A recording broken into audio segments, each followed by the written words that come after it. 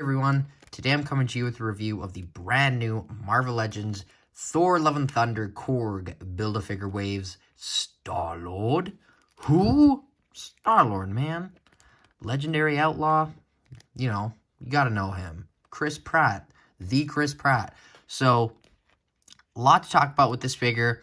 Don't really know how to feel about it. I actually, I like it more than I thought I would, but I didn't think I was going to like it at all. So, without further ado, let's get into Star-Lord's review. Besides the figure and his guns, he comes with his box, which, of course he does. How else would he be in the store? He's just on the peg like this. Well, they should do that, because it's probably better than just having them in a windowless box. But anyway, his bio reads, Peter Quill and the Guardians of the Galaxy return, teaming up with friends new and old to defend the galaxy from a dangerous new enemy, Gore. And I am very, very excited to see, what the Guardians have to do in this movie, because it seems like they have a pretty big role, which is very interesting, and I'm very excited to see that, but we will see. Looking at the box here, though, I can already kind of see that, I don't know, let me see here, just trying to see, if it's accurate, and it looks, honestly, fairly good. The only problem that I'm seeing here is there's a lack of paint in a lot of the areas, but that's kind of expected. But on the side of the box, you can see Chris Pratt. You can see the beautiful Thor Love and Thunder logo, Chris Pratt again, and then the broken Mjolnir. But the Chris Pratt is included with two of his guns, his iconic blasters, which do have this weird printing kind of on it, which I find very interesting. I don't have a problem with it. I actually like it a lot. I think it just gives a more fine definition of the blaster, but here we have like an older one. I definitely think the older one is better, but whatever. But those are his blasters. Not a lot more to say there. But the Star-Lord figure himself is a lot of reuse, but there is a decent amount of new. I first want to start off with the head sculpt, which I definitely think could be better, but it also could be worse. I have to say, it's probably one of, I don't know. This wasn't photoreal, but which looks more like Chris Pratt? I don't know. I think it's probably this one. I don't know what it is about this one. It might just be the buffier, puffier hair. So maybe I'll be more used to it once I see the movie, but I definitely think they could have done a better job with the likeness. And hopefully, because at least based off the set photos for Guardians 3, he has the same haircut. So hopefully they'll do a different head sculpt for that figure. Please, because that might be our last time to get a amazing Star-Lord likeness, and then we can switch the head around.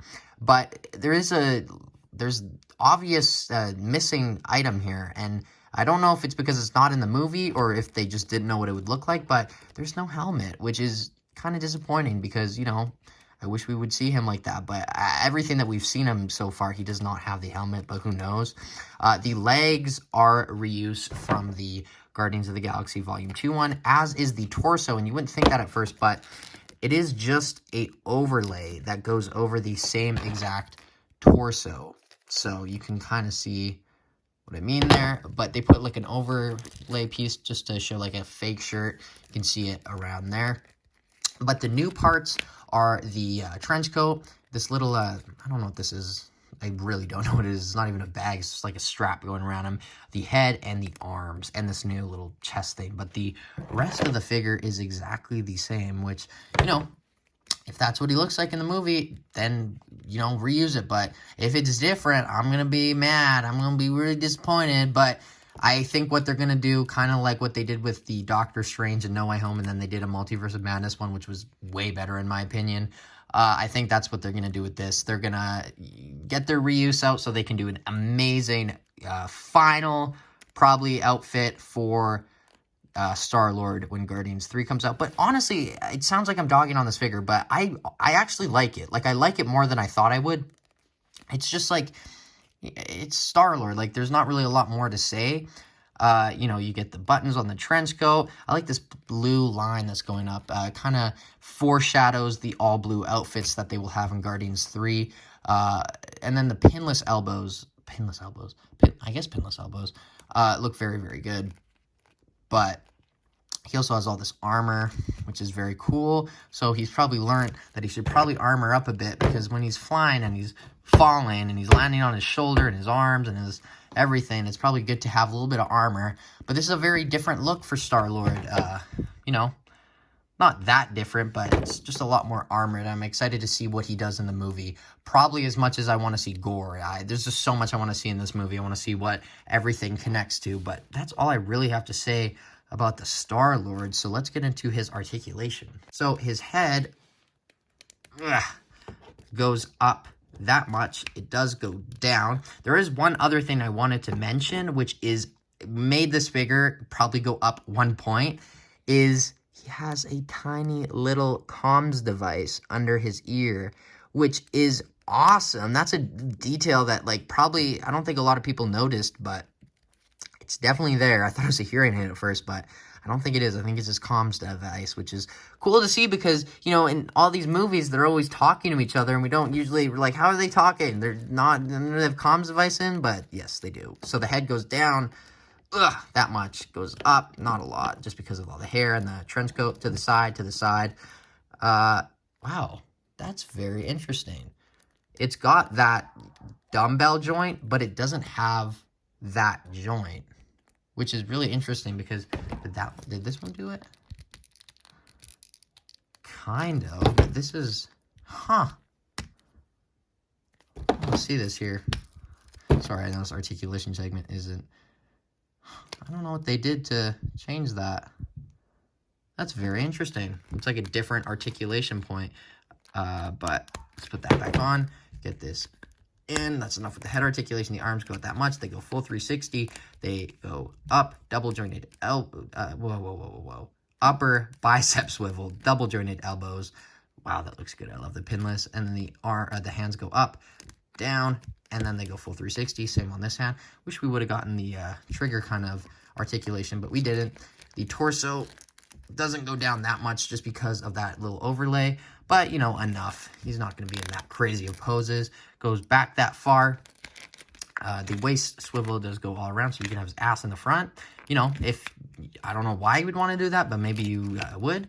The legs kick forward that much. They go to the side that much. He does have a upper thigh cut, double jointed knees, and then the boots do swivel, which is always great to get. And then these ankles, okay, be very, very careful with these because as you can see, this Star-Lord is a little bit of a kit bash because this was the trench coat Star-Lord from the Mantis Build-A-Figure wave, but I put this on because my Star-Lord from the Titus Build-A-Figure wave, his foot broke because I didn't know how crappy the foot articulation was. And oh boy, is it rather bad. You cannot, like, you can't get it up. So don't try. Just don't try. I mean, like, yeah, you can maybe a little bit, and then it goes down. But it's a very fragile joint just because it's an older mold. And then the ankles swivel, ankle pivot as always. But yeah, the main thing to look out for is those feet. So just keep that in mind.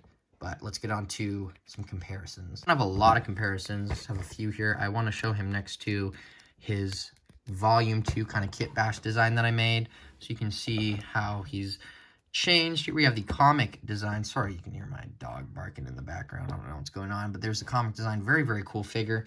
And then I want to show him next to the Volume 1 Star-Lord, all the way back from, I think this figure came out in like probably 2013. So you can obviously see a difference. But if I'm being honest, this is a really good figure still. Like, all things considered, it's not that big of a difference. Like, he's got very good articulation, and he's got rockets, which, you know, I don't think he had in these movies. Like, he had them because he was flying, but I don't know, I just didn't see them, so it's good to get that on this one. But he also had the helmet.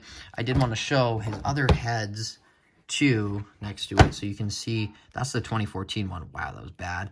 And then we have, it looks like a different race of Chris Pratt, like a complete different skin tone. And then we have a better Chris Pratt likeness, in my opinion, compared to this one.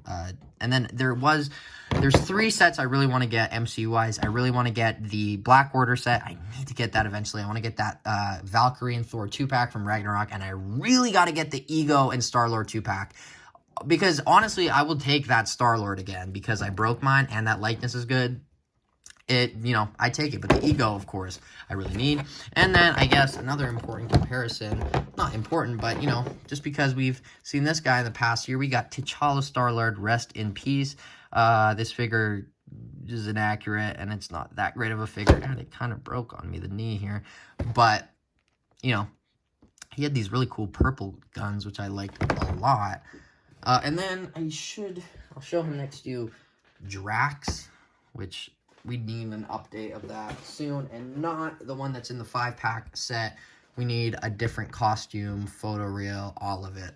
And then Groot, we can see him next to. And then the final one that I want to compare him next to is Ravager Thor, because these two seem to have, I don't even know if it's a bromance. It might be the romance. They might be tricking us with this movie. The love in the Love and Thunder might be Star-Lord and Thor, and Valkyrie with Mighty Thor, Jane.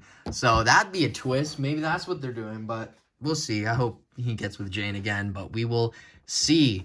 But that is the comparison. Stay up, Star-Lord. Let's get on to my final thoughts. So my final thoughts on this Star-Lord figure is, I don't really need, villager noises. It's weird. Some of these figures I just come by and I just don't know necessarily how to express it, because I like this figure. I do. It's going to go on my Phase 4 shelf, and I'm so happy to finally have a Star-Lord, like some Guardians of the Galaxy representation on the shelf that isn't the What If figures. But that being said, it's an obvious reuse. We definitely need an update. The head sculpt isn't the best. We could have gotten a helmeted head, if he has it in the movie. If he doesn't, then I'm fine that he doesn't. And I just hope that this is mostly accurate. And even if the sculpt is, that'll be good, because you could just paint it at least. But, there's new stuff to be had here. There's good stuff, but at the same time, it's mostly just, okay, we've seen this. Let's what's the next thing? But I'm very excited to see what they do with the Volume 3 Star-Lord, or Star-Lords. Maybe they'll do 2, like they've been doing with the main characters for the movies. But we shall see in 2023. But until then, as always, thank you guys so much for watching. We're going to finish off our normal packaged Thor Love and Thunder figure reviews tomorrow with Groot. And then we're going to do the Korg Build-A-Figure wave, and you can see my ranking. But I'm going to give this figure a 6.8 out of 10. I like it. I don't love it. It's going to work on my shelf, and from a distance, you will definitely see that it's Star-Lord. And please let me know what you think of the likeness, because that's the main point of conversation with this figure. And keep in mind that he does have that little, comms device, which I find very interesting, a little detail that they put in, which made this figure, I'm going to make it a 7 because of that. But let me know what you think of him in the comments below, specifically the face. And as always, I will see you in my next video, which, I am Groot. That's how I'm going to talk the whole video. What if I did? That'd be so cool. Okay, maybe I'll do that. Bye, guys.